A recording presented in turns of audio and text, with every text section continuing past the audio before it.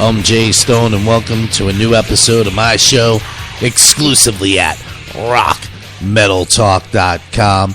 It's probably your Friday, but it's my fucking Monday, so welcome to my world of misery and schedule changes. I can't take it. I don't know where the time is going. It's already August 15th. 9:04 p.m. Even the last 20 minutes of my life flew by. I don't even know what the fuck I did. But there's a lot of other shit to get to. I didn't do a show last week. I did a week, best of the week before. I'm trying to decide all of these different things of what I'm going to do. But let me just say this. If you want to call in, Skype me at rock metal talk, and we'll get you on the air. You got some questions, you got some shit you want to talk about. Maybe I could be your doctor for the evening. I don't know. Whatever the fuck happens, happens. Because it's rock metal talk, and I'm Jay Stone, motherfucker. But anyway, Robin Williams died. So that was one of the, I don't know, man. The guy was everywhere. I mean, generations and generations there. So what are you going to do, though? The shit happens.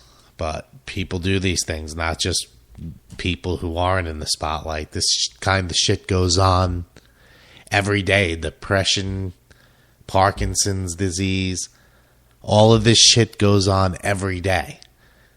It's not just because he was famous. Gene Simmons apparently said something about all depressed people should kill themselves or whatever. Now Nikki Sixx is, stepping up to him and saying, what the fuck is that? You know what I'm saying? But people get depressed, man. That's people's nature, man. Not everybody ticks the same fucking way. Things that make me happy could make you sick. That's just how it goes.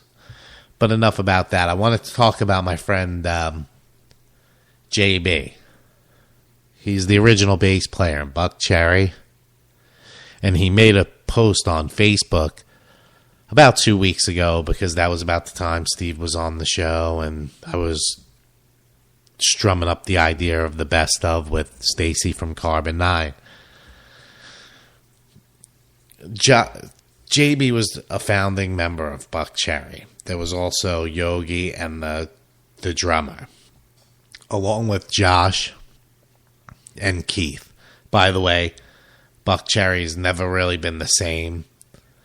Probably an album or two after they broke up with JB and Yogi and all that shit, and did that tour. My cousin is actually very good friends with JB, and they grew up together. He was their tour manager for Buck Cherry and all of that shit.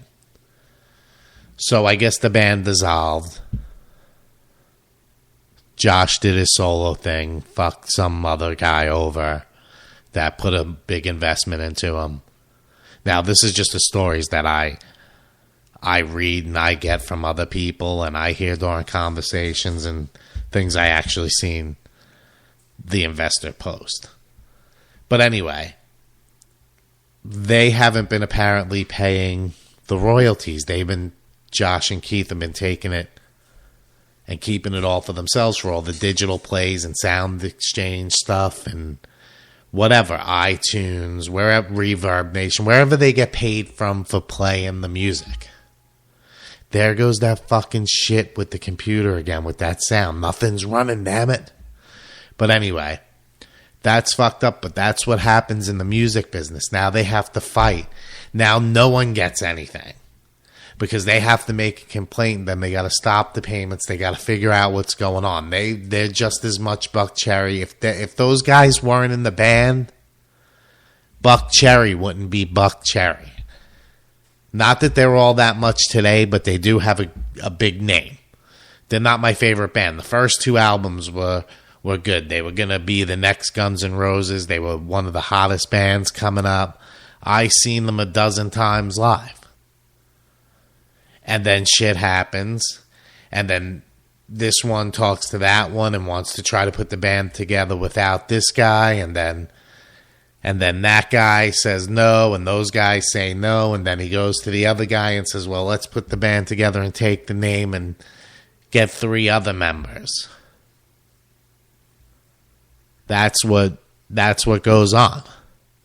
And then people think it's theirs, and but the deal, if you have a deal, honor the deal, because it's just going to make you look bad.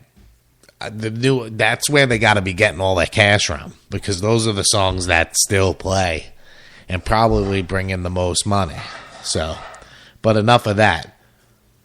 Tracy Guns, I didn't even know was in the Devil City Angels. I just knew it was a former member of LA Guns or a current member. So I really don't give a shit about those guys anymore, because a lot of people know how I feel about tool bags. News about Nickelback to release another album. To be honest with you, It's gotta stink. I'm such a dick. I know I'm a dick. But who was that?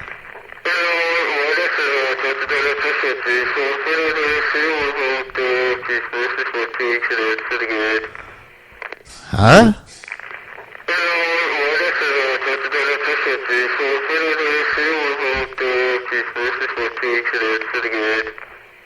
Call back when you get a real phone. I don't know about this band Baby Metal, but I really don't give a shit either. Now, Motley Crue, their last tour, and they're on the radio talking about a tribute to Motley Crue. Who cares? They're their own tribute. I love the guys. I love all the music. I love Motley Crue to death. But talk about your fucking relevance, what's going on today. That's all I got to say about that. And I really don't have a good Who Gives a Shit segment this week because most of this show be on the fly because that's how I roll. I got to say, TMZ has got rock and roll by the balls because at least when they have something, it's got something interesting. A headline in rock and roll. Aerosmith drummer, by the way, never paid for his drum set that way he painted. He says he's feeling better than ever. I guess that's my Who Gives a Shit segment. Because really, who gives a shit? By the way, I love whenever I see Aerosmith, I think of Boston, and then I think of Godsmack. Godsmack. All the fans are saying, the new album's great, but I like the older music better. Can you tell me the fucking difference? Because I don't know the difference. I can't believe we're already 12 minutes into the show. That's what I'm talking about. 12 minutes into the show, it feels like I was just sitting here 15 minutes ago prepping and waiting to go on the air. I don't know. Steel Panthers in the news, but I don't care about them. And here's what Gene Simmons says. I deeply support him. He's empathetic to anyone suffering from any disease, especially depression. Of course, today you are, because you look like a douchebag yesterday. And I have to say, besides the 70s Kiss and maybe Psycho Circus and something here and there, for the most part, the shit I was listening to, I wouldn't want credit for writing that crap. But anyway, I'm not going to talk about all of this stuff and announce the songs that I'm going to play because this is the Jay Stone Show and you listen because you don't want to hear that shit. I'm not your average DJ. Yes, I've been on terrestrial radio before. I've done football shows. I've done baseball shows. I've done talk radio. But you listen because you don't want to hear that everyday bullshit. And that's why I don't go on the air there. I have the urge to be on the air and be broadcast to thousands and thousands of people. But the fucking 19 people that listen a week, I'd rather do the show for you because I can do it without someone fucking thumbing me down. That's why I do it the way I do it. So, here's Gravity Kills. Guilty. Jay Stone. RockMetalTalk.com.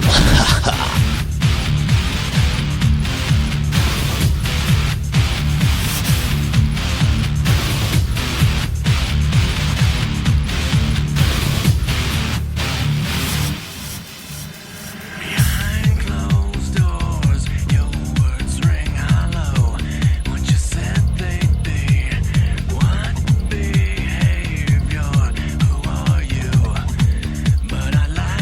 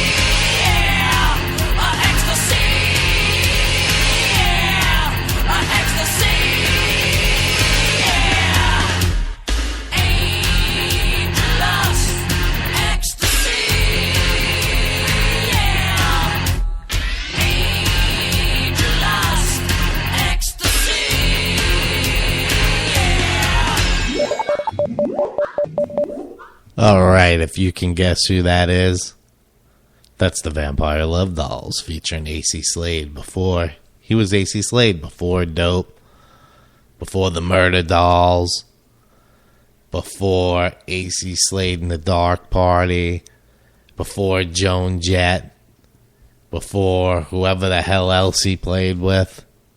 That song will be stuck in my head for days. That's just how it is. That's an earworm. I'm surprised. Is there any bands named Earworm? I don't have anybody to talk to.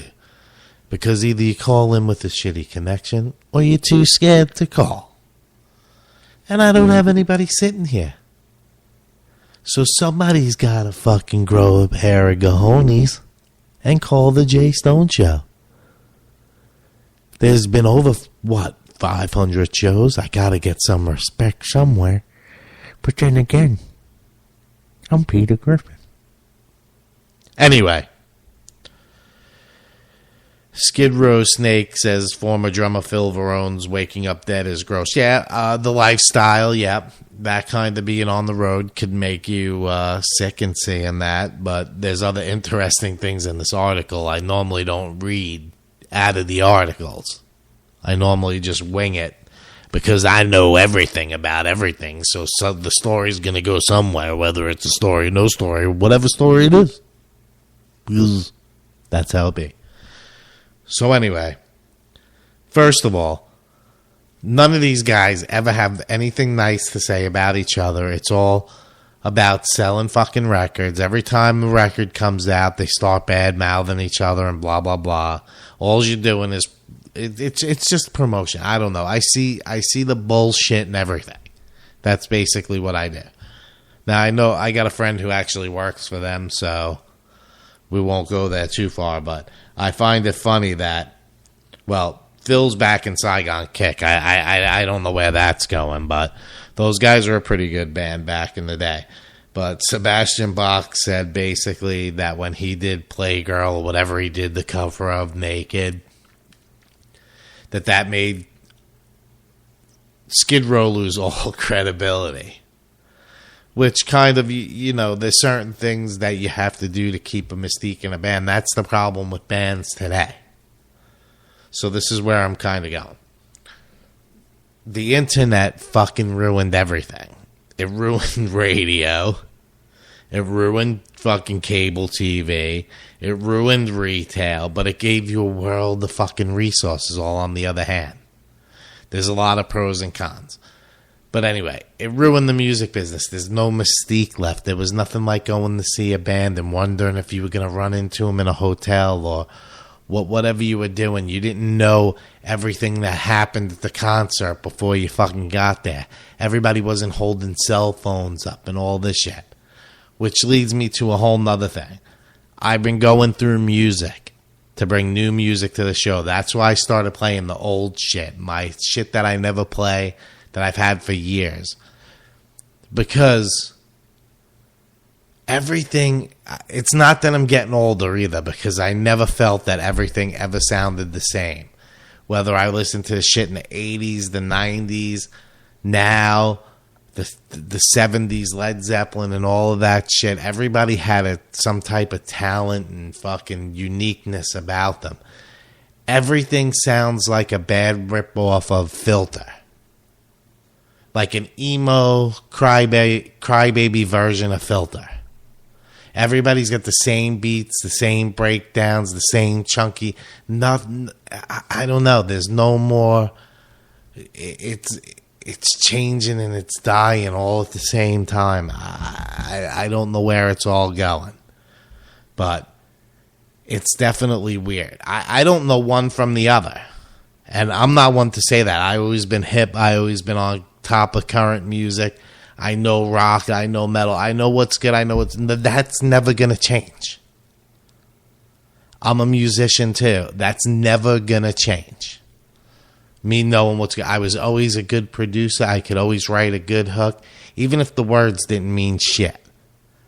I know a good song. I can craft a good song. So I'm not saying every song I ever crafted was good, but everything sounds the same. Almost Nickelback. At least I can tell that who the fuck they are. I can tell who they are. But anyway, I'm not going to talk. We're going to talk about this next week when some of you grow a pair of balls and call in or write me a fucking email at jstoneshow at AOL.com, and then J at rockmetaltalk.com, which I prefer because that's what I check the most as far as that goes. Send your fucking music, send your news, grow a pair of balls, and call the fucking show. We'll talk about some shit and we'll make the show a fucking huge fucking hit. That's what we want. That's what all of you want. You want to be on the show? I'll give you a piece of the show. Call the fucking next week. Rock Metal Talk. I'm going to play Supernova Goes Pop by Powerman 5000 because that's how I am. I'm like Bill Gluckman. I'm down with the bitches and hoes. Thanks for tuning in to the Jay Stone Show exclusively at rockmetaltalk.com.